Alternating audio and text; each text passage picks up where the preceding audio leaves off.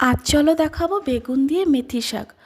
প্রথমেই শাকটা কেটে ধুয়ে ভালো করে পরিষ্কার করে নেব। এদিকে বেগুনটাও কেটে নিয়েছি। প্রথমে বেগুনটা ভেজে নেব, একটু নুন হলুদ দিয়ে বেগুনটা ভেজে তুলে নেব। বেগুনটা ভাজা হয়ে গেলে এখানে আমি শুকনো লঙ্কা আর সর্ষে ফোড়ন দিয়ে দিচ্ছি। তারপর শাকটা ভেজে নেব। কিছুই না, যেরকম শাক ভাজা হয় এর মধ্যে একটু নুন আর একটু হলুদ দিয়ে শাকটা ভেজে নেব। মেথি শাক খুব সহজেই হয়ে যায়।